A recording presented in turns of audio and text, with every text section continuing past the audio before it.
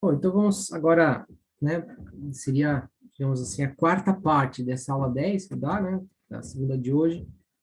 E então retomamos, né? Eu falei até agora um pouco de como que nasce o método escolástico, né? Nasce, vamos assim, essa nova forma de pensar a teologia. Em resumo, você aparece uma teologia dialética, né? Que tem um método rigoroso, que está baseado também na autoridade, né? Dos padres da igreja, da Sagrada Escritura, né? Mas utilizando uma lógica aristotélica, uma lógica filosófica, com método, né? Vamos assim, a teologia ela aparece como ciência, né?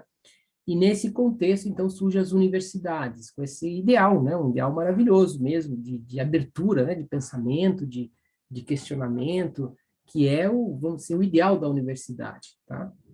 Agora eu queria falar, então, só para terminar essa parte, né? Digamos assim, que seria, né? O 10.3 da nossa aula, que, na verdade, o nascimento das universidades e junto, né, com esse período áureo, né, o período máximo da escolástica, falar assim dos talvez os principais, vamos assim, os principais nomes dessa escolástica, tá?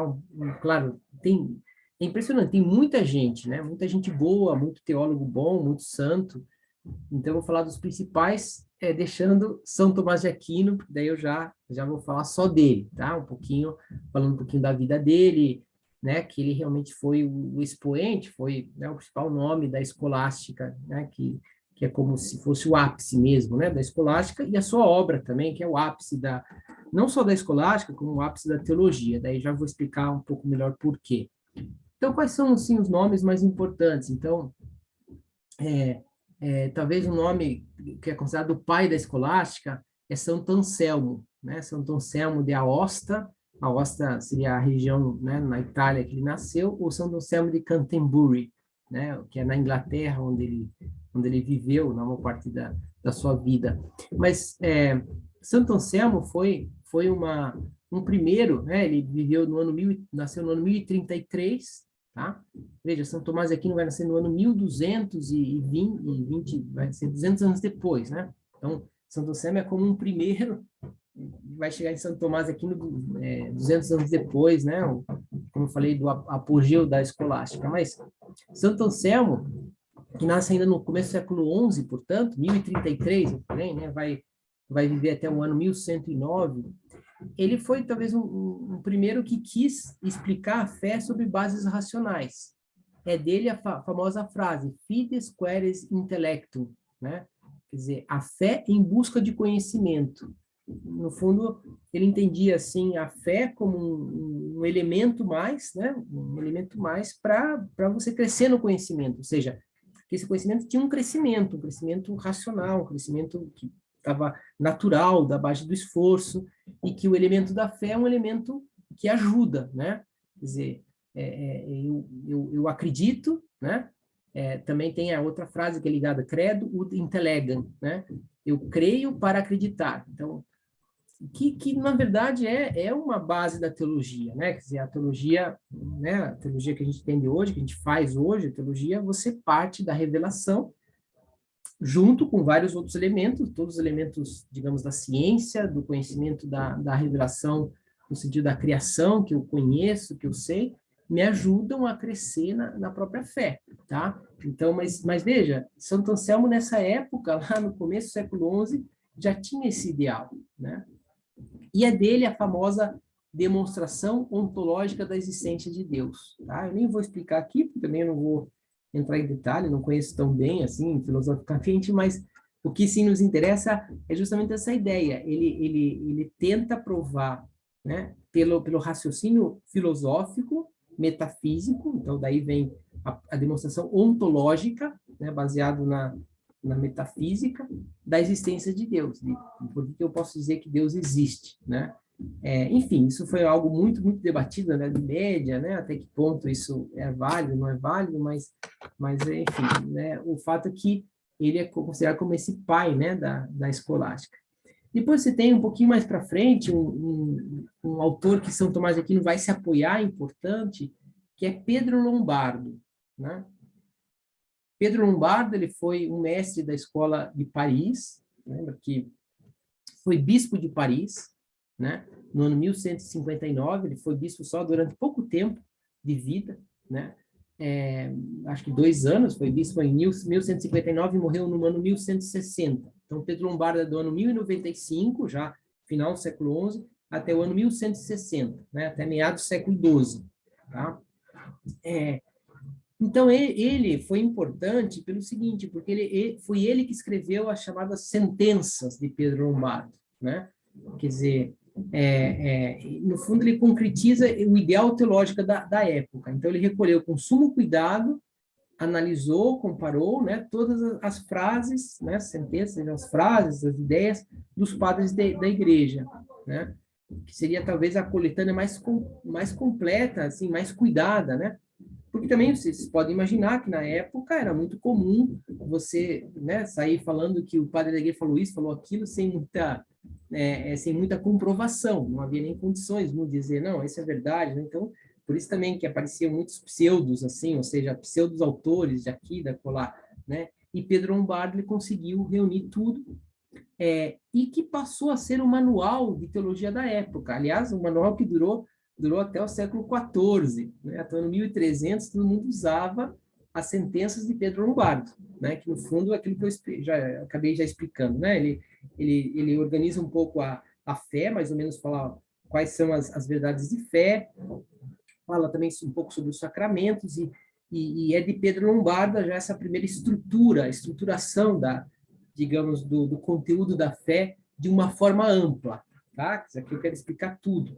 E não explico só agora para você rezar, para você conhecer o caminho da salvação pessoal, como é o caso dos padres da igreja, nem que é o caso dos monges da Idade Média, né? Quer dizer, como uma espécie de catequese ou de léxio divina, de leitura, de entendimento para você fazer oração, para chegar em Deus, mas ele está explicando para conhecer, né? Para, digamos assim, entender bem as coisas nesse sentido que a gente falava, tá? Vai ser importante. E depois um outro, eu vou falar só mais 2 autores, agora já nos aproximamos de São Tomás de Aquino, que é um grande autor que foi muito importante, que foi Santo Alberto Magno, tá? Ele talvez é um dos mais importantes dessa alta escolástica, ou seja, dessa escolástica mais para próxima de São Tomás. Santo Alberto Magno, ele nasce 26 anos antes de São Tomás de Aquino, nasce no ano 1200, tá? E vai morrer no ano 1280. Ele vai ser importante porque ele era dominicano já, né? Foi inclusive, digamos, o principal mestre da ordem dominicana, por isso ele vai ser o mestre de São Tomás de Aquino, né? Que vai estudar com Santo Alberto Magno, e Santo Alberto já claramente queria usar o método aristotélico, o método, né, da lógica aristotélica, para entender a teologia. E ele também tinha aquele ideal já, que vai ser o ideal de São Tomás de Aquino, de explicar toda a teologia, explicar, bom, o que a gente tem que entender para entender Deus, entender a igreja, para entender o caminho da salvação, e tenta, digamos assim, organizar as coisas. Ele que vai organizar o chamado Studium Generale. Studium Generale era, digamos, a escola onde estudavam os religiosos, os monges dominicanos, né? Como daí depois toda a ordem religiosa, né? Toda a comunidade religiosa, a comunidade católica tem o seu Studium Generale, né? Quer dizer, digamos, a sua organização dos estudos, né? No caso dos religiosos, e aí vai e assim por diante, né? E ele foi, né? Ele foi designado Santo Alberto Magno para fundar o Studium Generale Dominicano. E ele vai levar, inclusive, para a colônia São Tomás de Aquino, porque percebe no jovem Tomás, né, que tinha entrado na ordem também dominicana, um homem de muito talento, e leva para que ele estudasse com ele e fosse até o seu assistente, né? O seu assistente acadêmico lá em Colônia, Santo Alberto Magno. E depois um outro nome, né? Porque, enfim, não vai dar para falar de todo, quero falar agora só de São Tomás, mas um último nome, assim, da escolástica, que vai ser já mais contemporâneo a São Tomás de Aquino. Santo Alberto também foi contemporâneo, né? Tinha 25 anos mais, que é São Boaventura, que tinha talvez mais 5 anos a mais. Ele nasceu em 1217, São Boaventura, e morreu no ano 1274. Ele morre no mesmo ano de São Tomás de Aquino. Agora, São Boaventura, ele foi franciscano, né? Foi um dos primeiros franciscanos, né? Depois ele foi também... Bom, e aí São Boaventura já pegou a época das universidades, da universidade já estabelecida em Paris, e foi mestre da Universidade de Paris, né? Foi professor em Paris. E foi professor junto com São Tomás de Aquino, né? Eles se conheceram em São Tomás de Aquino, via em São Boaventura, até conversava com São Boaventura como seu mestre, né, assim, pessoa em quem ele se inspirava, né, São Boaventura. São Boaventura escreveu vários livros de teologia, só que ele teve que, digamos, ele interrompeu um pouco a sua carreira acadêmica de escritor, de pesquisador, porque ele foi eleito superior dos franciscanos, né, no ano 1257. Então, ele não, digamos assim, não foi tão profícuo, né, não escreveu tanto quanto São Tomás de Aquino, porque ele já se ocupou digamos assim, dessas tarefas mais de governo, né, na ordem dos franciscanos. Então, se interrompeu aí, né? Então, esses são os grandes nomes, talvez, poderia falar de vários outros, né?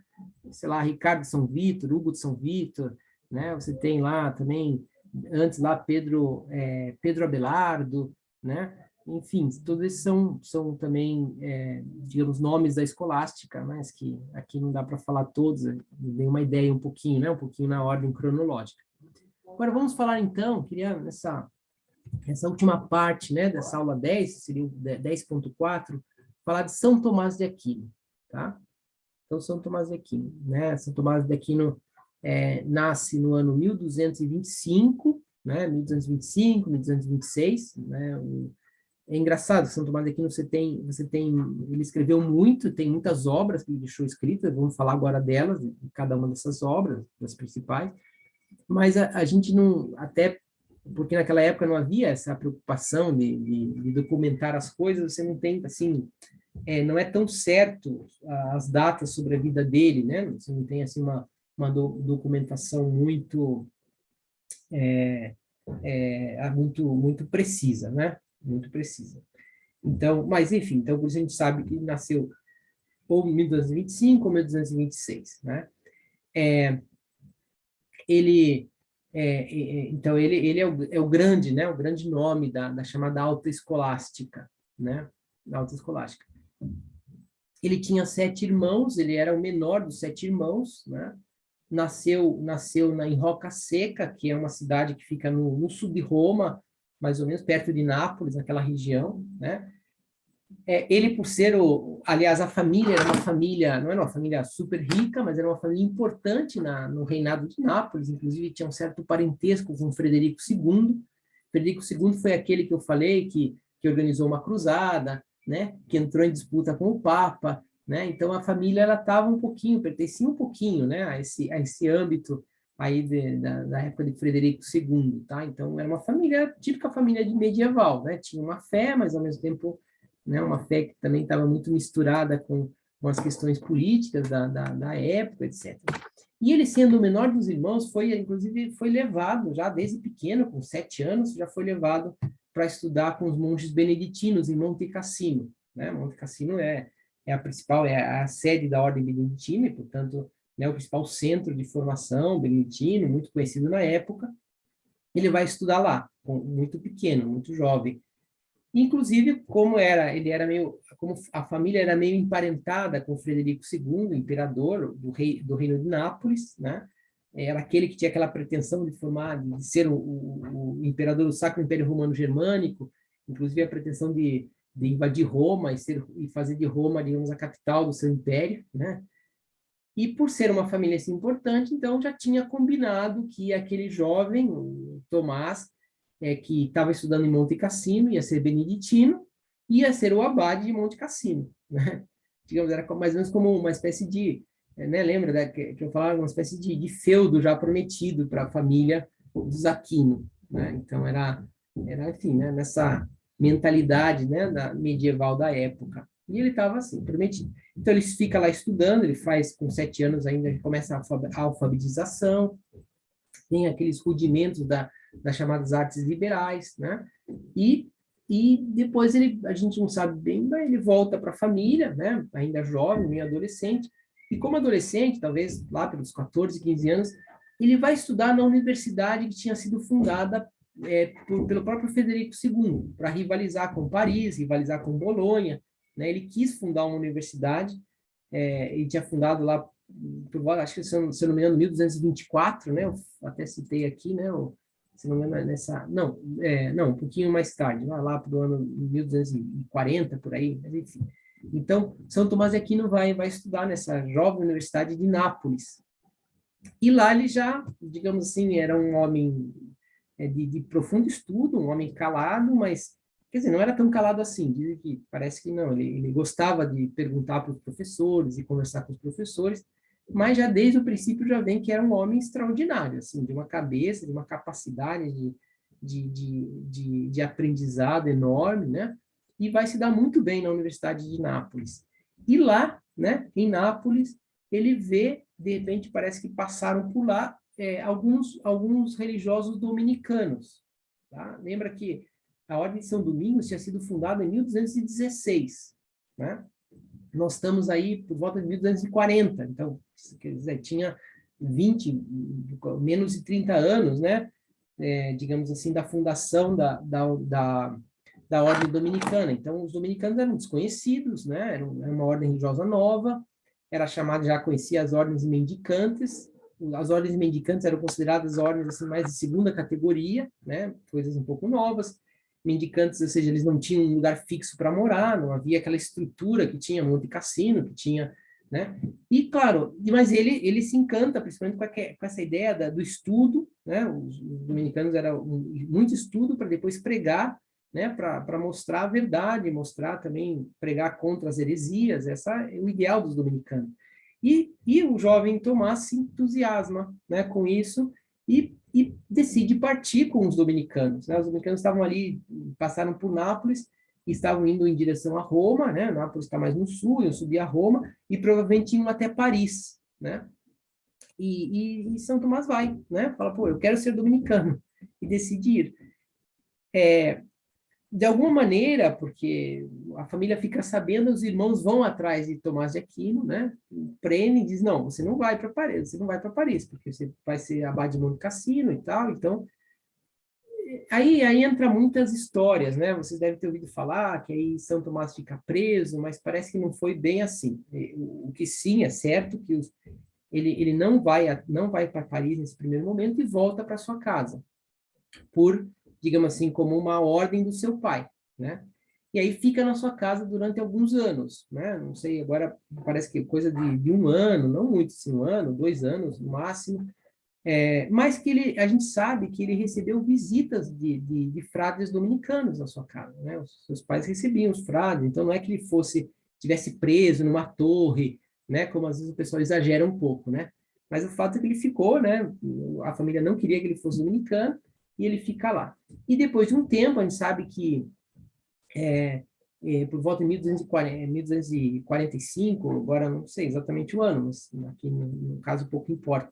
Quando falece Frederico II, é bem provável que a família deixe de ter, né, digamos, as obrigações que tinha assumido com Frederico II. Então, com isso, depois, então, liberam Tomás de Aquino, e Tomás de Aquino, então, passa a ingressar na ordem dominicana, depois de uns 2 anos ali, digamos, morando com a família. Tá? Então, ele era só uma vontade, ele já tinha recebido o hábito dominicano, né? Mas porque os seus irmãos, quando o prendem, ele já tinha o hábito, né? Depois, né, falam para ele tirar o hábito dominicano, enquanto estava com a família, ele tira, daí depois agora, então, depois de uns 2 anos, ele volta a ser dominicano. E aí sim ele é chamado por Santo Alberto Magno para ir para a colônia, né?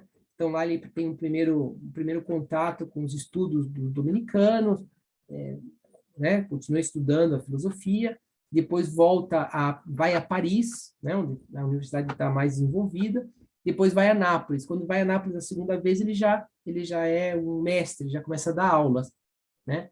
E veja, aquelas aulas, como é que era o estudo da época? A primeira coisa que qualquer estudante de teologia tinha que fazer era um comentário às sentenças de Pedro Lombardo, né? E São Tomás vai fazer esse comentário, e depois vai... então, ele começa, digamos, a sua carreira acadêmica, tá? Então, agora eu queria falar um pouquinho a história de São Tomás, porque é o que nos importa aqui, talvez, eu acho que o mais importante para vocês entenderem, é um pouquinho, agora, a partir de agora, falar um pouquinho do itinerário das suas obras, porque isso coincide com a sua própria vida, tá? Quer dizer, quais são os principais escritos de São Tomás de Aquino, tá? Então, eu citei o primeiro, o Comentário às Sentenças de Pedro Lombardo. Então, esses comentários eram léxios, né, lições, aulas que ele dava em Paris.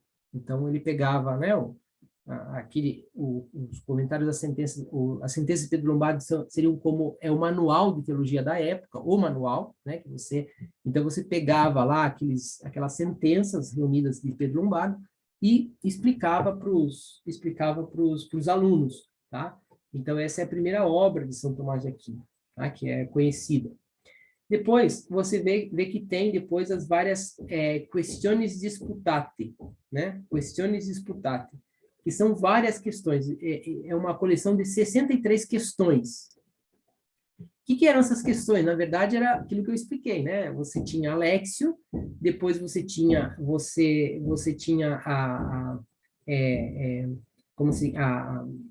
fazia uma tese, né? Você fazia uma questão, tá? Você levantava uma questão e essa questão era colocada em público. E aí você dava, digamos assim, fazia uma aula com a questão e as pessoas iam questionando, iam perguntando, iam, né, colocando questões assim um pouco contrárias, né? Como é que era, como é que não era, etc. Então, são chamadas questões disputate. Como eu disse, né? Existe essa obra de São Tomás que é uma coleção rica de 63 questões, que provavelmente eram aulas e questões, né? Nessa disputácio que eu citei para vocês antes, que São Tomás de Aquino fez, né? Na universidade, e que depois reuniu, né? Nessa coleção, né? Que ele fez assim em vários momentos da sua vida.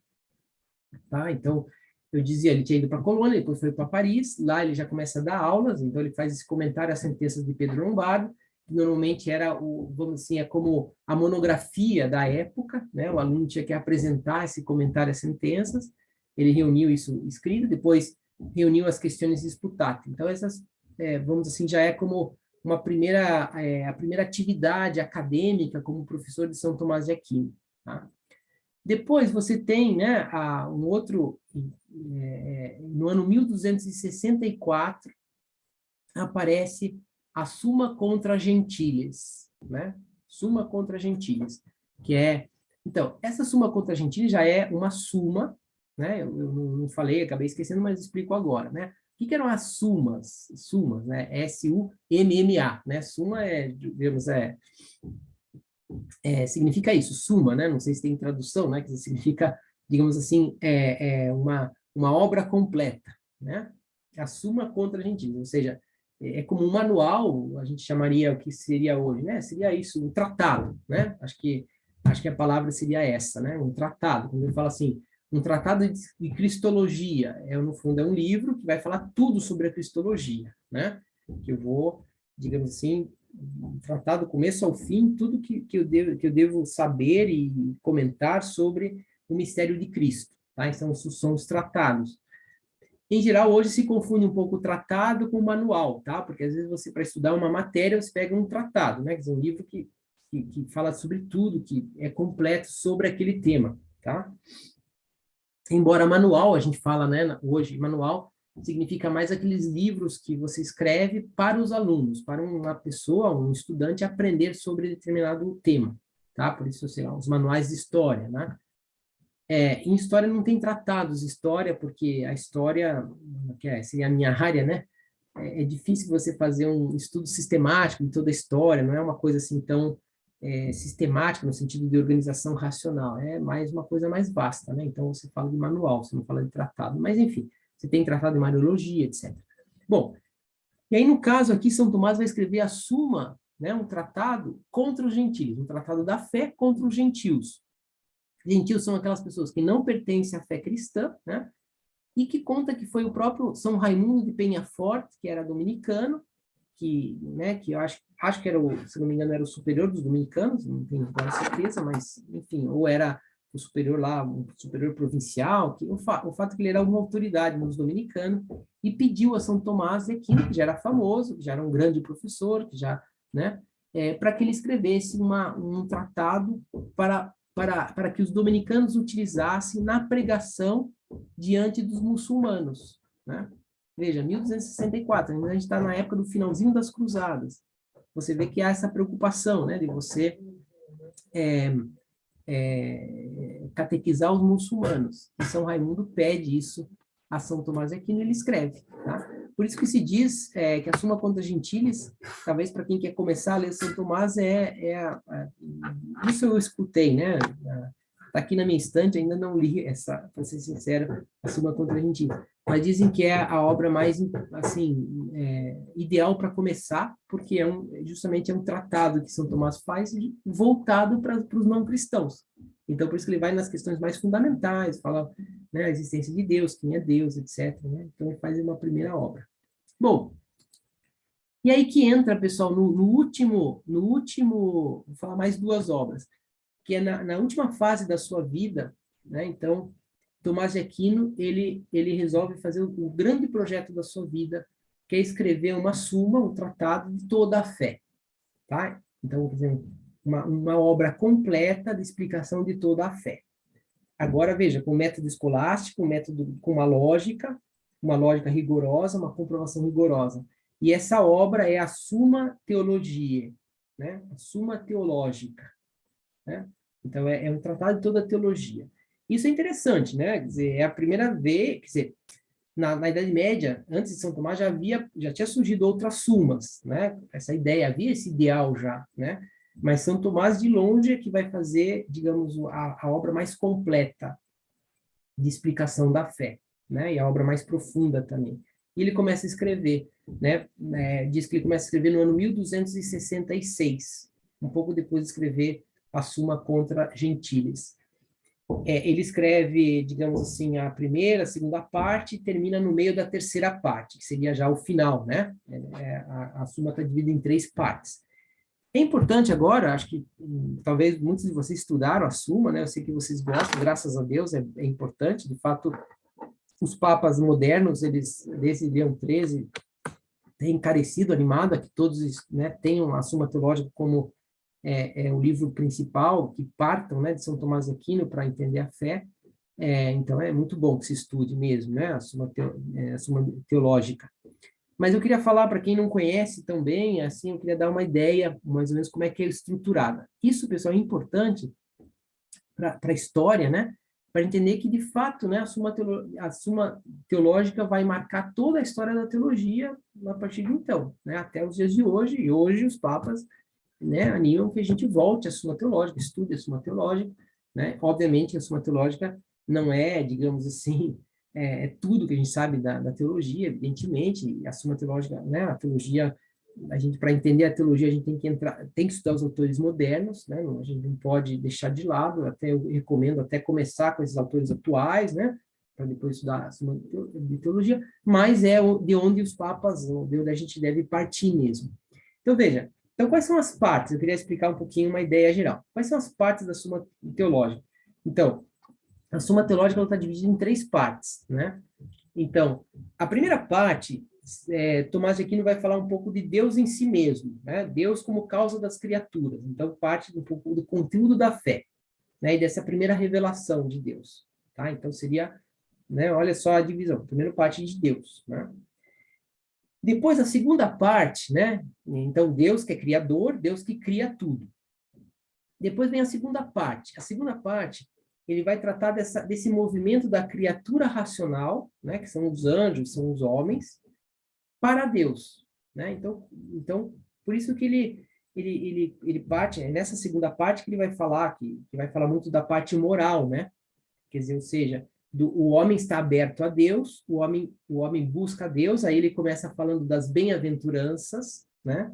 Porque digamos, a forma que a gente tem para se aproximar de Deus, né? Que o próprio Cristo diz. Depois ele vai falar essa criatura racional que vai para Deus, né? Que parte para Deus. Ele fala das virtudes, né? Ou seja, das qualidades que o homem vai adquirindo e precisa ter para chegar a Deus, para se aproximar de Deus, né? E vai falando da natureza dessas virtudes. E faz uma moral maravilhosa, que é chamada moral das virtudes, né? Que não tem muito a ver com a moral que depois vai se ensinar até o século XX, né? No sentido, muito a ver, não. Tem tudo, claro, a moral da igreja, não muda nada, claro, mas digo a forma de conceber, né? A forma de explicar, né? Como que o homem tem que se comportar. São Tomás, que houve um resgate recentemente. Mas, enfim, isso aí seria outro tema, né? Para a gente conversar em outro momento.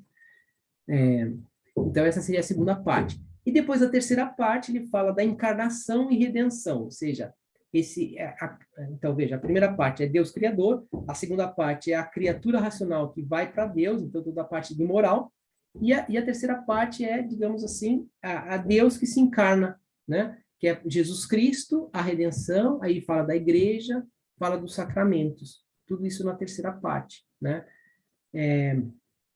Ele termina, ele primeiro começa a falar de Cristo, da sua pessoa, a vida e obra de Cristo, depois uma segunda parte, da terceira parte, ele começa a falar dos sacramentos, né, e começa, eu acho que ele falou, se não me engano, da Eucaristia, tá? Enfim, ele para na penitência. E depois os seus alunos, né, eles completaram a Suma Teológica com os ensinamentos de São Tomás de Aquino dos outros sacramentos. E com isso você tem uma obra completa de toda a explicação da fé, tá? Bom, desculpa que eu já estou passando um pouco do tempo, mas quero mais uns 2, 3 minutinhos aqui para terminar, então, essa aula de São Tomás. Então, ele, no meio da Suma Teológica, ele falece, né? Parece que tudo indica que ele teve um esgotamento, né? Um esgotamento psíquico, esgotamento físico, e fica doente. Naquela época, né? Assim, as doenças eram mais fatais, né? E ele morre muito jovem, assim, para os dias de hoje, né? Ele morre com 50 anos, tá? Então, ele nasce em 1225, morreu em 1274, né? Portanto, teria 49 anos, 48 anos, né? Ele falece. Mas já falece como um grande nome, né, na teologia, ele já era muito conhecido, as suas aulas eram muito badaladas, né, seria hoje um homem com muitos seguidores na internet, né, milhões de seguidores se ele tivesse internet, né, porque era realmente uma pessoa muito sábia e as pessoas reconheceram essa sabedoria, né, viram que realmente era um homem extraordinário, assim, sob o ponto de vista intelectual e também de santidade, foi um grande místico, né, ele rezava muito e daí foi depois, bom, bom, depois eu vou falar um pouco, né, do que aconteceu depois da sua morte, mas em outras aulas, talvez, acho que talvez só na História da Igreja 2, eu vou voltar um pouquinho, né, a partir daí, né, na História da Igreja 2. Mas depois também queria falar uma última obra que ele deixou escrita, que é a chamada Catena Áurea Super Quattro Evangelia, né? A Catena Áurea, que vocês também já ouviram falar. Lembra que eu falava que essas catenas, já expliquei o que são, e catena áurea, porque significa catena de ouro, quer dizer, a catena principal. E foi chamada assim, acho que não por ele, mas depois, quando ele fez a catena áurea, talvez não, parece, né, se diz que é a melhor catena, ou seja, a melhor reunião de comentários da Sagrada Escritura que São Tomás, que se fez nessa época, foi feita por São Tomás de Aquino, né? Você vê que ele tinha esse desejo de reunir todas as informações dos padres da igreja, que ele conhecia muito bem, e teve também essas condições. Ele também como ele era chamado pela própria ordem dos dominicanos para ser mestre da ordem, para dirigir o estudo general da ordem, então ele conseguiu escrever justamente com o apoio que ele tinha, né? Recebeu, né? Também ele tinha muitos secretários, né? Parece que ele podia ter 4, 5 secretários que escreviam para ele ao mesmo tempo. E por isso ele conseguiu ter uma obra assim tão vasta, né? De escrever tanto durante tão pouco tempo, tá? Porque, sei lá, começou a escrever talvez com lá 20 e poucos anos e foi pouco tempo, né? Teve 20 anos, menos de 30 anos de vida, né? Então, pela quantidade de coisas que ele escreveu, basta pensar na Suma Teológica, que é algo monumental, tá? Bom, então, e a partir daí, então, São Tomás de Aquino, ele vai ser recebido pela igreja, todo mundo vai seguir a sua obra, não a princípio, tá? No princípio, porque São Tomás de Aquino é dominicano, você tinha digamos assim, a ordem franciscana, que também tinha os seus mestres, você tinha também aqueles que eram das universidades, que disputavam um pouco com as ordens mendicantes, né? Então ele até, inclusive, foi recebido num primeiro momento com uma certa desconfiança, né? Inclusive, algumas das suas ideias são condenadas em 1277 pelo bispo de Paris, né?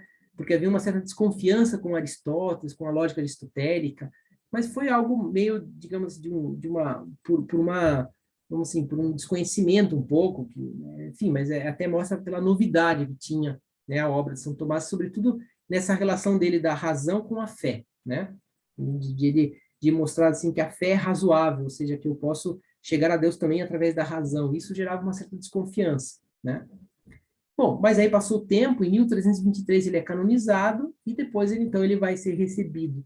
Só que acontece que, quando ele é estudado, ou seja, a obra dele passa a ser a Suma Teológica, não nesse primeiro momento, mas mais tarde, talvez, já meados do século XIV, passa a ser um manual, passa a ser um tema estudado, mas já é digamos assim, absorvido como um pouco de uma forma deturpada, né? Mas essa fé e razão não está, digamos, depois já no século XIV começa a crise do nominalismo, tá? Que depois eu vou voltar a falar disso, mas que eu só quero dizer assim, que o São Tomás ele não foi recebido tão bem. No meu modo de entender, pelas coisas que eu tenho lido, ele agora ele só está sendo entendido agora, quer dizer, no século XX, né? Que por causa de Leão XIII, que ele começou a fazer as chamadas as obras completas de São Tomás de Aquino, que ainda está em desenvolvimento, né? Que é uma obra crítica para saber exatamente o que ele escreveu, o que é de São Tomás, o que não é, né? Com uma depuração da obra dele, então está sendo publicada essa obra crítica, mas que depois, recentemente, digo recentemente, nos últimos, sei lá, já nos últimos 100 anos, né? A partir de 1930, 40, 50, que começa a utilizar muito São Tomás de Aquino, né? E isso vai ser muito perceptível, essa revolução que tem na teologia moderna, por causa da obra de São Tomás de Aquino, bem entendida. Em concreto, na parte da moral, né? Que você tem o desenvolvimento da moral das virtudes, que é uma moral, assim, muito luminosa, né? Muito interessante. Bom, eu corri um pouquinho no final, mas com isso nós terminamos essa parte 10 da matéria, que é o nascimento das ordens mendicantes, as universidades, e o apogeu da teologia, que é São Tomás de Aquino.